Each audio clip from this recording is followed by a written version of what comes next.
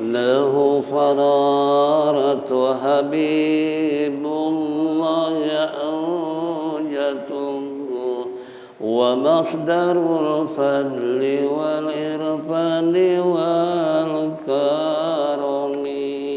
يا رب مصطفى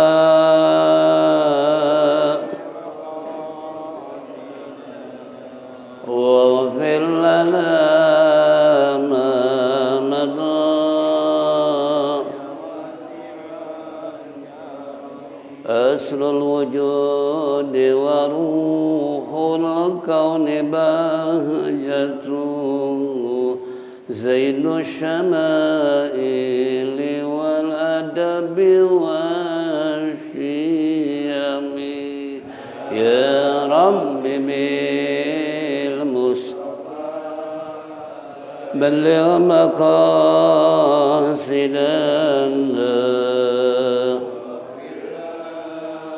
ما مضى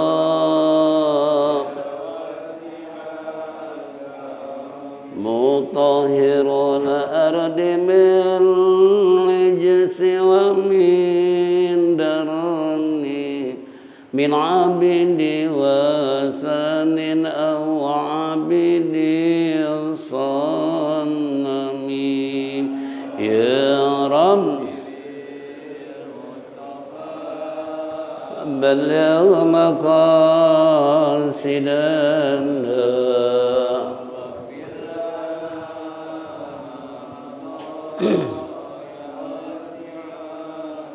لله من ملك ذي الإنسان من سكر خير البليات من رب ومن أجم يا رب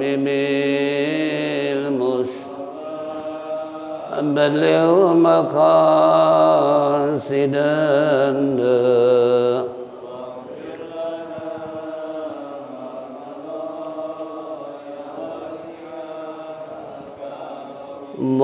اللهم صل وسلم وبارك عليه.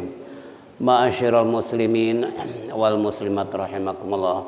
Alhamdulillahirabbil alamin wassalatu wassalamu ala asyrafil mursalin sayyidina wa syafi'ina wa maulana Muhammadin wa ala alihi wa sahbihi ajma'in.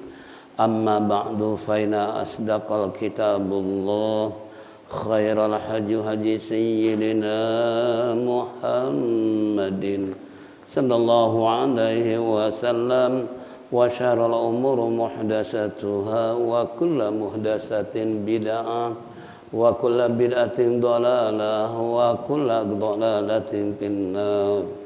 Wa qala al-musannif rahimallahu ta'ala wa adaman naf'a bihi wa bi ulumihi fid daraini amin. Wa qala ma'asyiral muslimin wal muslimat rahimakumullah.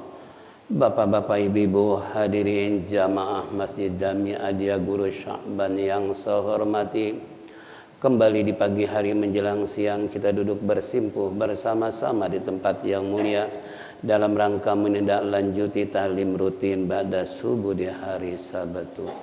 Oleh karena itu manfaatkanlah sebaik-baiknya untuk lebih meningkatkan wawasan kita, memperkuat ukhuwah Islam di antara kita dan sekaligus menanamkan iman dan Islam kita agar tumbuh takwa kepada Allah dengan sebenar-benarnya takwa. Harapan kita mudah-mudahan apa yang kita lakukan semua ini mendapat ridha Allah Subhanahu wa taala, taufik dan hidayah, rahmat dan inayah selalu menyertai kehidupan kita sehingga kelak mati husnul khatimah. Amin ya rabbal alamin. Baiklah hadirin jamaah rahimakumullah, kembali Al-Jawahirul Kalamiyah melanjutkan bahasan tentang masalah sin fi man yashfa'u man uzina lahu bisyafa'ah. Itu Jim yasfa'una fi ba'dil mu'minina al-asin, yang artinya kepada siapakah orang-orang yang diberi izin untuk memberikan syafaat. Jim yasfa'una fi ba'dil mu'minin al-asin, mereka memberikan syafaat kepada sebagian kaum mukmin yang durhaka. Apa yang dikatakan musannif tadi jelas buat kita semua bahwasanya arti syafaat kalau bahasa Indonesia kan pertolongan, bantuan. Tentunya pertolongan ini adalah baik kepada yang minta pertolongan ataupun tidak, maka secara konsepsi Islam bahwasanya syafaat adalah bagi orang beriman, wabil khusus terhadap orang yang maksiat. Nah, berarti kita sebagai umat Rasulullah sallallahu alaihi wasallam berusaha bagaimana kita minta syafaat, wabil khusus kepada Allah maupun baginda Nabi kita Muhammad sallallahu alaihi wasallam yang selalu dan selalu kita inginkan nanti syafaat uzma di hari kiamat. Kenapa hal ini sebuah dambaan buat umat Rasulullah? Karena di saat terjadinya huru-hara kiamat, seluruh manusia dibangkitkan oleh Allah dari semenjak Adam sampai hari kiamat.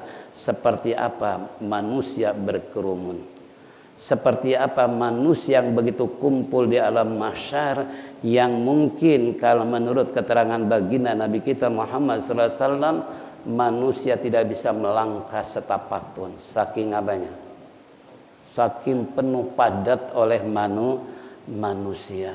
Nah, kita nggak bisa bayangkan dalam keadaan telanjang bulat, matahari begitu jaraknya dekat, trik matahari sangat luar biasa. Ya, dalam satu kisah dinyatakan di sana hadis Nabi kita Muhammad SAW yang artinya di saat manusia butuh pertolongan, tentunya mereka usaha mendatangi pertama kali manusia yang melahirkan manusia ke alam dunia, itu sebagai mbah atau kakek kita. Siapa? Nabi Adam alaihi salam. Mereka berdatangan semua seakan-akan minta pertolongan untuk diminta pertanggungan jawab kepada Adam, karena Adamlah yang melahirkan manusia. Tanpa Adam gak mungkin kita akan bisa lahir. Namun apa kata Adam alaihissalam? Wahai cucu-cucuku, bagaimana saya bisa memberikan syafaat kepada kalian sementara saya sendiri pernah oleh Allah dikeluarkan dari surga. Nabi Adam merasa malu. Nabi Adam sangat menyayangkan penyesalan di masa lalu ketika di surga suruh jangan dekat dengan pohon, malah memakan buahnya. Akhirnya oleh Allah dikeluarkan dari surga. Untung masih makan buah. Coba kalau nggak makan buah, nggak melakukan pelanggaran, Adam nggak dikeluarkan dari surga, kira-kira lahir nggak ya? Itu kan, nah skenarionya oleh Allah sedemikian rupa diatur. Nah sehingga ketika Nabi Adam tidak mampu memberikan syafaat, maka seluruh manusia berduyun-duyun datang kepada Nabi berikutnya, sama ingin minta pertolongan. Namun apa yang terjadi? Ternyata mereka pun tidak mampu memberikan syafaat. Akhir kata, begitu datang pada baginda Nabi kita Muhammad sallallahu alaihi wasallam meminta kepada Allah supaya umatnya diberikan syafaat, akhirnya Allah memberikan syafaat. Itulah yang sangat kita dambakan dan sangat kita inginkan, syafaat Rasulullah, wabil khusus nanti di hari kiamat tidak ada yang bisa memberikan syafaat kecuali Nabi kita. Tinggal bagaimana pendekatan dengan nabinya. Itu kan. Mungkinkah Nabi memberikan syafaat kepada umatnya? Kalau bahasa kita, yang enggan untuk melaksanakan sunnah-sunnah Nabi, yang tidak peduli dengan sunnah Nabi, atau mereka sebaliknya dengan cintanya pada Rasulullah SAW sehingga selalu bersalawat dan patuh atas segala perintah Nabi. Nah, ini pertanyaan buat kita semua. Tentunya umat Rasulullah SAW, Nabi tidak egois, tidak memikirkan tentang umatnya yang patuh saja, yang tidak patuh pun Nabi selalu memintakan kepada Allah karena sebagai umatnya. Makanya tadi dikatakan bibadil mukmin al-asin, bahwa syafaat ya kepada sebagian kaum muslimin, kaum mukmin yang durhaka. Sebab kalau nggak durhaka nggak mungkin minta syafaat. Yang minta syafaat orang apa? Orang maksiat. Istilah mu'alim, kalau ulama-ulama sebetulnya nggak perlu didoain karena banyak pahalanya, banyak amal solehnya. Ini yang harus kita minta doain sama Allah, preman-preman yang nggak jelas hidupnya, apakah dia orang muslim atau munafik. Nah, ini yang perlu kita minta. Kenapa? Kepada Allah ampunan dosa. Itu saya ingat mu'alim bahwasanya seharusnya kita kalau ada orang yang meninggal dunia, siapa dia, kalau ahlul maksiat, itu yang harus kita sholatin. Kita minta pada Allah supaya dia ampuni dosanya. Tapi apa yang terjadi? Yang terjadi kira-kira kan? Di saat ulama meninggal dunia, yang menyolatkan dimanapun masjid pasti penuh. Bahkan sampai keluar masjid pun, bahkan sampai jarak sekian meter pun, yang menyolatkan mayit ulama enggak pernah berhenti. Tapi kalau yang preman yang meninggal, kira-kira yang nyolatin gimana? Kira-kira berapa orang? Hah? Berapa orang? Ketika ditanya, Mas, loh kok nggak ikut nyolatin? Takut, saya khawatir kan, khawatir dibilang CS-nya nanti, khawatir dibilang temennya. Gitu kan? Ini padahal kan belum tentu seperti itu. Kenapa? Karena ada dampak pengaruh maksiatnya si preman sehingga orang enggan untuk menyolatkan. Makanya di dalam foto Habib Abdurrahman ya, Al-Habsyi yang 3 orang itu kan ada tulisan di bawahnya, malam yahzan bi mautil ulama, bahwa itu ya, barang siapa yang tidak sedih kematian ulama, itu adalah orang yang munafik. Ada ulama meninggal, bukan nangis, bukan merasa sedih, malah ketawa. Alhamdulillah, untung kiai meninggal. Kenapa? Nggak ada yang ngomelin. Disebutnya nggak ada yang ngomelin. Padahal nasehatin gitu kan. Mana ada ulama mau ngomelin kan gitu. Nggak ada. Ya. Nah ini kembali, nggak ada ulama yang ngomelin jamaah masyarakat, nggak ada. Mereka tuh mengajak supaya kembali ke jalan Allah, memperbanyak amal soleh. Nggak ada yang ngomelin. Adapun yang merasa ngomelin, ya memang merasa penuh dosa, akhirnya merasa diomelin kan gitu. Hakikatnya kan nggak ada. Ini contoh. Jadi makanya di saat orang overdosis, karena pernah dulu waktu saya tinggal di Poncol nih, itu ada seorang bapak yang hidup di pasar, punya anak 9 masih kecil-kecil, matinya overdosis percis di pinggir got. Ini orang jangankan mau gotong, mau ngangkat, nolongin, lewat ke gangnya aja nggak mau. Berarti persis dianggap bangkai apa? Bangkai kucing. Itu kan, saking jijiknya kita memberikan pertolongan orang yang mati dalam keadaan overdosis. Itu di dunia saja Allah tunjukkan bahwa kematian manusia adalah begitu hinanya. Kenapa? Karena mereka berani melakukan pelanggaran yang Allah haramkan, malah dia yang Allah perintahkan dia tinggalkan. Itulah. Nah sehingga yang nyolatin pun hanya imam dengan satu makmum. Itu kan. Nah ini kembali, kenapa? Ya karena mereka ya istilahnya beranggapan, Mas kenapa mau nyolatin? Takut dibilang teman gue, nggak mau gue. Ya mendingan nonton aja deh, ikut nguburin aja gitu kan. Tapi nyolatin, padahal pahala nyolatin kan seperti gunung Uhud pahalanya. Ini contoh. Nah ini kembali tadi apa yang dikatakan mu'alim tadi, ya memang benar.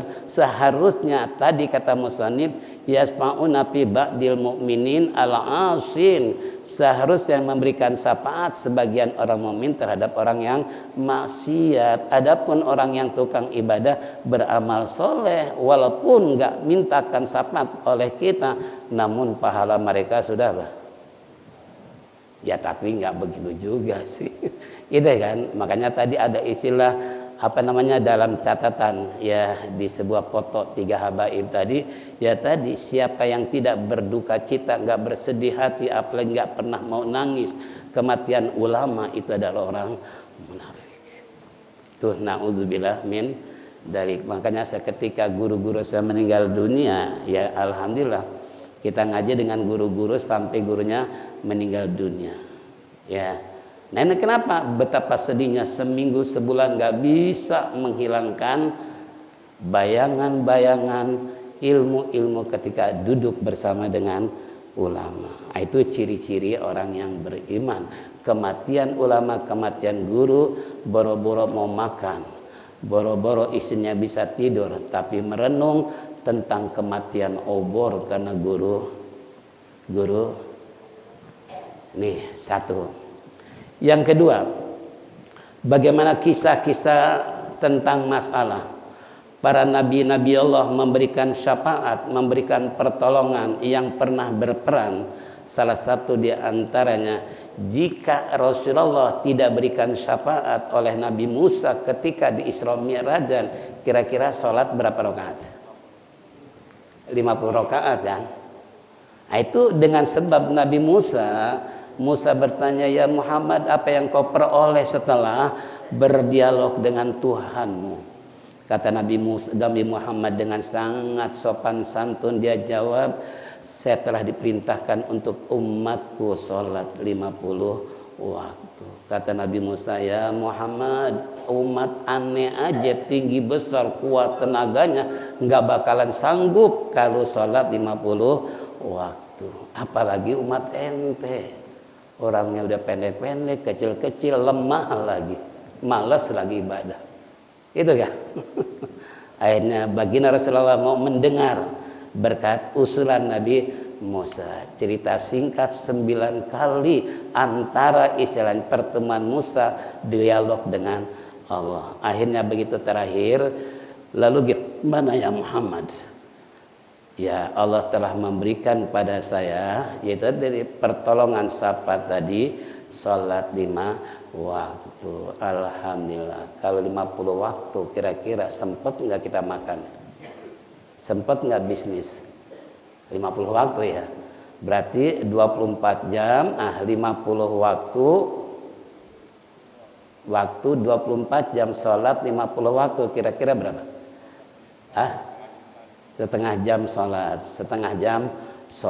kira-kira kayak apa? Itu yang namanya pertolongan tanpa istilahnya usulan ataupun perhatian Nabi Musa pada baginda Rasulullah. Mana mungkin sholat bisa jadi 5 waktu? 5 waktu aja masih kedodoran, apalagi Masya Allah. Nih kembali buat kita mengingatkan, itu namanya syafaat juga ya. Makanya kembali tadi kita usaha bagaimana kita untuk memperoleh syafaat. Apakah ulama ataupun para guru berhak Allah memberikan syafaat kepada mereka? Nanti penjelasan yang akan datang tentang hal yasfahu ahadun fi ahadin minal kufar. Nah, inilah hadirin pertanyaan tadi tentang apakah istilahnya orang yang diberi izin untuk memberikan syafaat. Nah, ternyata orang mukmin diizinkan memberikan syafaat kepada orang yang durhaka, orang yang maksiat, orang yang zolim, orang yang melakukan makar di dalam agama. Itu orang beriman diberikan wewenang untuk memintakan pertolongan kepada Allah buat mereka. Ini satu masalah. Yang kedua, sin. Hal yasfa'u ahadun fi ahadin minal kufar?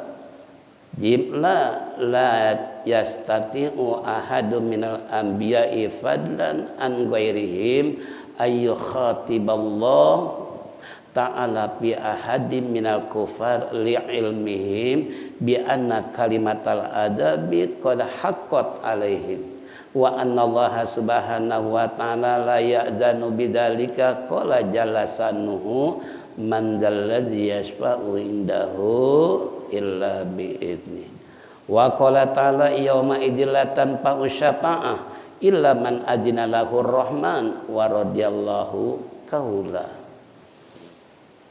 Sin, apakah kembali pertanyaannya kedua tadi sudah jawaban tentang yang diberikan syafaat oleh Allah, yang diizinkan memberikan syafaat.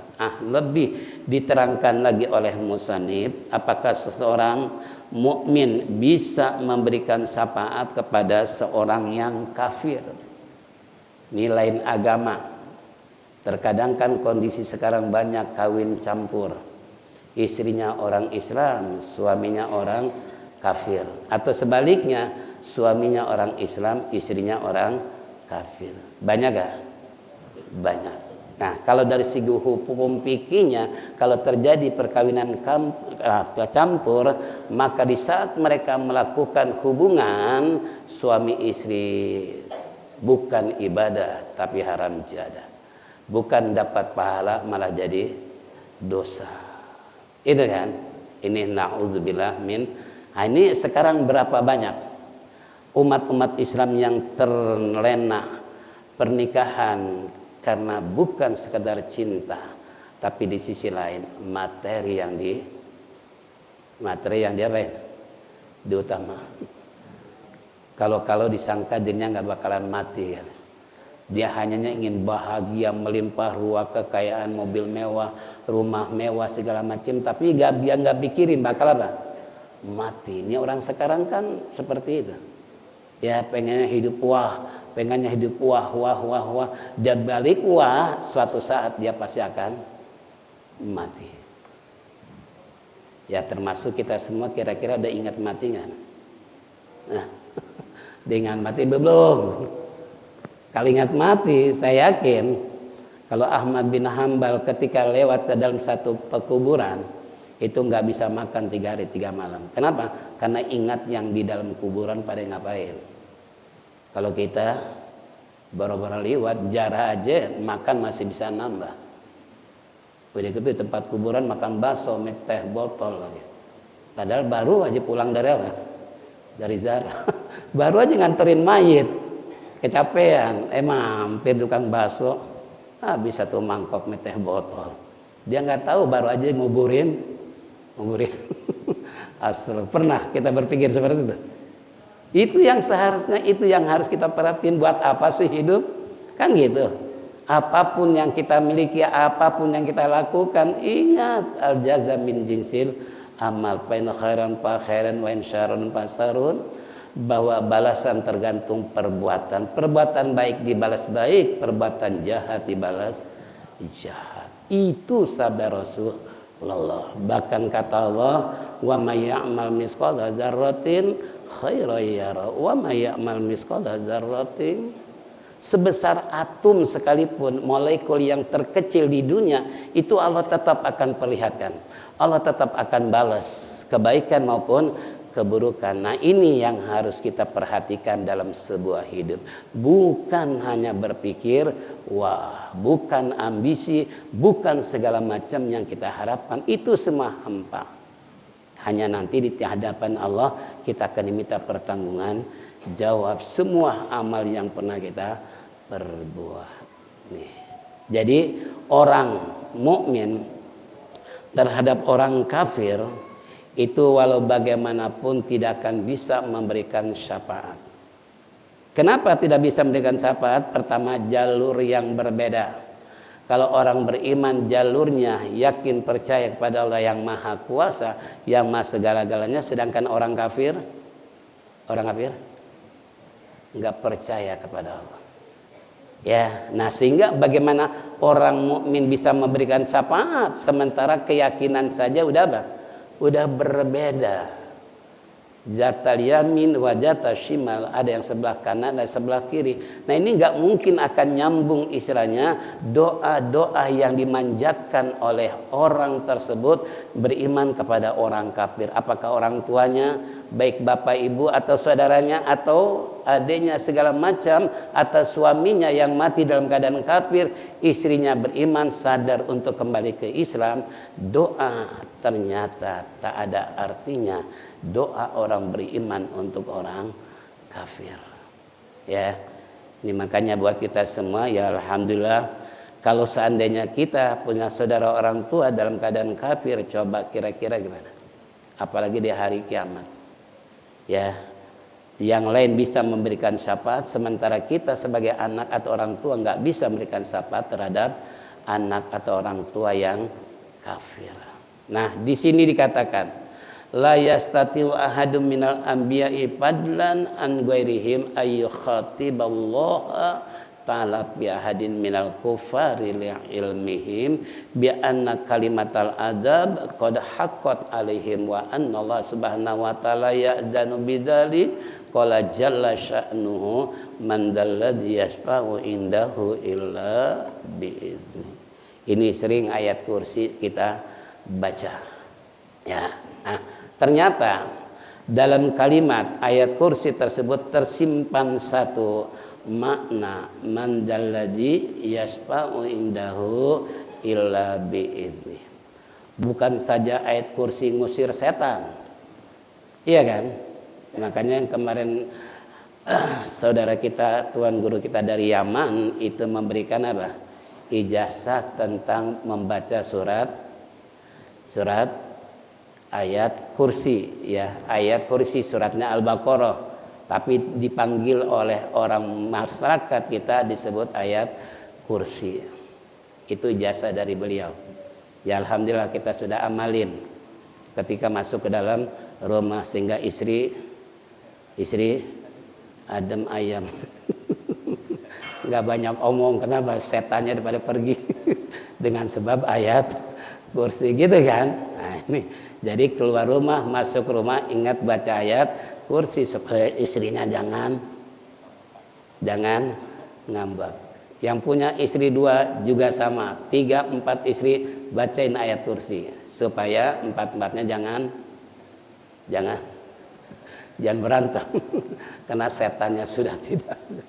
Ya, sementara kan nafsu akhbasu min sab'ina syaitan. Nafsu lebih jahat daripada 70 setan. Setan bisa diusir dengan sebab baca ayat kursi. Makanya kalau masuk ke rumah baca ayat kursi supaya istri, anak jangan sampai demo. Jangan sampai rewel, ya, dan sebagainya. Apa kata musannif tadi? Seorang dari para nabi tidak mampu memberikan syafaat kepadanya, yakni kepada orang kafir, lebih-lebih orang lain. Dia tidak bisa memberi istilahnya kepada Allah untuk seseorang dari orang kafir, karena mereka telah mengetahui bahwa orang kafir itu jelas yaitu mendapatkan siksaan. Sesungguhnya Allah Subhanahu wa ta'ala tidak akan memberikan atau mengizinkan tentang syafaat tersebut terhadap orang kafir. Allah Subhanahu wa ta'ala berfirman, siapakah yang dapat memberikan syafaat tanpa seizin Allah. Ini dalam surat Quran, itu dalam Al-Baqarah, Allah sudah menjanjikan siapa yang bisa memberikan syafaat, kecuali semua izin siapa? Izin Allah. Nah makanya tinggal upaya kita gimana supaya dapat syafaat dari kiri, kanan, depan maupun belakang. Bukan saja para nabi, termasuk para ulama, termasuk guru-guru pun itu Allah izinkan untuk memberikan syafaat kepada jamaah, kepada muridnya, kepada umat Rasulullah, apalagi baginda Nabi kita Muhammad sallallahu alaihi wasallam. Makanya kita harus rapat dengan mereka, jangan renggang dengan ulama, ya, karena ulama itu sebagai pewaris Nabi. Al ulama warasatul anbiya, innama yakhshallaha min ibadihil ulama. Hanya saja yang takut kepada Allah adalah para ulama. Kita jangan benci dengan ulama, jangan jauhi ulama, sebab termasuk kategori yang Allah berikan wewenang biiznih tadi adalah termasuk para ulama sebagai pewaris Nabi yang tidak ada pernah takut kecuali ulama. Kalau kita terkadang masih rasa takut. Takutnya masih apa? Takutnya masih apa? Sama istri. Takut sama juri. Takut sama jabatan dipecat, di PHK. Takut, semua serba takut. Kalau jiwa ulama nggak ada yang dia takuti. Loh, kenapa mereka tidak ada yang takuti? Ya kecuali kan cuma Allah. Kalau seandainya manusia atau selain daripada Allah yang dia takuti, itu berarti bukan jiwa ulama, bukan jiwa satria yang memiliki keyakinan, keimanan kepada Allah. Makanya kalau orang-orang para ulama salafus soleh bicara tentang masalah takut, tidak ada yang dia takuti kecuali hanya Allah. Sedangkan kalau kita sampai ibu-ibu pada nambah stres sekarang, gara TV-nya nggak bisa nyala. Iya kan? Ya termasuk di rumah saya. Ya habis Isya biasa nonton sinetron Cinta di Atas Cinta. Ya Allah, kira-kira kayak apa? Cinta di Atas Cinta. Bengong. Ya. Akhirnya tidur maning. Gitu kan? Ya Allah, itu Masya Allah luar biasa. Ini ya seharusnya justru kalau tukang ibadah, alhamdulillah, untung TV nggak nyala, nggak nonton ipin. Gitu kan? Alhamdulillah. Tapi kalau orang yang suka gemar nonton TV, kira-kira kematian TV nggak nyala gimana? Resah, stres. Kenapa? Ya Allah, tega banget nih pemerintah sampai TV jadul nggak nyala, udah jelek, udah jadul nggak nyala lagi. Itu kan? Ya Allah. Nah ini kembali, padahal alhamdulillah kita bisa nambah zikir habis sholat Isya daripada nonton. Ini tergantung sudut apa? Sudut pandang, sudut hayatan di dalam agama. Nih kembali. Jadi kalau seandainya tadi dikatakan bahwa minal anbiya dan an ghairihim ayakhutiballaha ta'ala bihaddil minal kufar. Walau bagaimana tidak bisa diajak kompromi. Yang diajak oleh mereka orang-orang kafir doanya itu ba'idan, sangat jauh sekali. Bukan istilahnya rapat, bukan sampai kepada Allah, malah termasuk dolalan ba'idah. Karena mereka dalam kehidupan sesat yang akhirnya doanya pun Allah enggak terima karena mereka enggak percaya dengan kebesaran dan janji Allah Subhanahu wa taala. Nih kembali. Kemudian kata Allah tadi bahwasanya karena mereka telah mengetahui bahwa orang kafir itu jelas mendapatkan siksa. Nah, kalau ada diultimatum oleh Allah, innal ladzina kafaru min ahlil kitabi wal musyrikina fi nari jahannam khalidina fiha ulaika hum syarrul. Ini kan Allah ada ultimatum. Dalam surat Al-Bayyinah, sesungguhnya orang kafir, ahli kitab dan orang musyrik Allah akan masukkan ke dalam neraka jahanam selama-lamanya karena mereka seburuk-buruknya makhluk. Inilah 3 orang. Inilah 3 kelompok kata Allah. Bahkan jangankan orang kafir, orang musyrik, termasuk orang yang beriman pun yang ingkar pada Allah dan Rasulnya, wa may yasillaha wa rasula wa yata'addada hududahu yudkhilhu naran khalidan fiha. Ini jangankan orang kafir, orang beriman aja, orang Islam. Mereka kata Allah, barang siapa yang ingkar pada Allah dan Rasulnya sampai melampaui batas, Allah akan masukkan ke dalam neraka selama-lamanya. Ini makna umum. Jadi Allah memberikan satu informasi kepada manusia yang mereka maksiat, ingkar kepada Allah dan Rasulnya, dia nggak peduli perintah Allah dan Rasulnya dengan melampaui batas. Dikasih nasihat nggak nerima, ngaji nggak mau.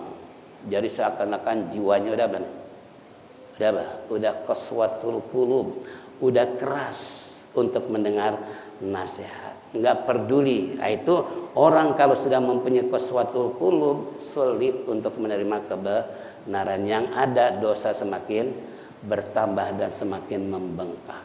Nah, ini. Jadi kembali tadi kata qala jalla sya'nuhu man dalladhi yasfahu indahu illa biizni.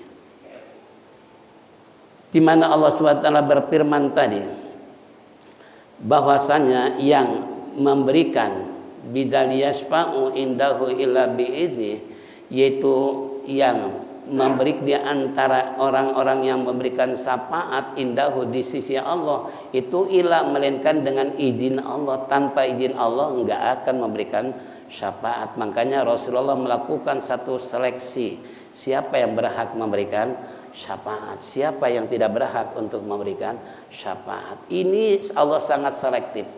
Jadi enggak gegabah memilih istilahnya siapa yang berhak untuk memberikan syafaat, siapa yang tidak. Itulah seleksi Allah. Makanya Allah bilang yasfa'u indahu illa bi'izni. Kalau semua orang bisa memberikan syafaat, umpamanya enggak ada yang namanya orang masuk Islam masuk neraka. Itu kan? Pasti semuanya pengen syafaatnya masuk apa? Surga. Yang terakhir, Allah berfirman yauma idzil la tanfa'u syafa'atu illa man adzina lahur rahman wa radiya lahu qaulan. Siapakah yang dapat memberikan syafaat tanpa seizinnya, tanpa ridhonya Allah, tanpa cintanya Allah kepada hamba? Siapa? Coba. Ini sebuah pertanyaan kata Allah tadi, siapakah yang dapat memberikan la tanfa'u, tidak ada pada hari itu manfaat syafaat kecuali man adzinalahu, kecuali orang-orang yang diizinkan oleh Ar-Rahman. Siapa yang dimaksud Ar-Rahman? Allah Subhanahu wa ta'ala. Dan dialah yang istilahnya meridhoi perkataan yang diizinkan oleh Allah memberikan syafaat. Kenapa? Karena Ar-Rahman tadi dengan maha penyayangnya Allah, sehingga Allah memberikan sebuah keputusan yang berhak memberikan syafaat ini dan seterusnya. Ini berdasarkan petunjuk atau juklak yang Allah sudah buat kepada hambanya yang memberikan syafaat. Nah, inilah hadirin jamaah rahimakumullah, selesai sudah dua bahasan tentang arti syafaat dan ya orang yang berhak memberikan syafaat dan yang tidak mendapat syafaat. Sudah kita jelaskan, insyaallah nanti ke depan malkau sarul ladzi atahu Allah subhanahu wa ta'ala li nabiyina Muhammadin alaihi salatu wassalam wa asraila biqali azasanu inna atainakal kausar, nanti telaga Kausar yang dimiliki oleh baginda Nabi kita Muhammad sallallahu alaihi wasallam. Siapakah mereka yang akan diberikan minum telaga Kausar? Seteguk minum selamanya tidak akan haus. Insyaallah nanti ke depan bicara tentang telaga Kausar. Wallahu alam bissawab. Inilah hadirin jamaah rahimakumullah, isyraq sekarang kurang berapa menit? 24. Kurang 9 menit. Maka dari itu terima kasih atas perhatiannya. Mari kita tutup dengan zikir tauhid. Falyatafaddal masykur.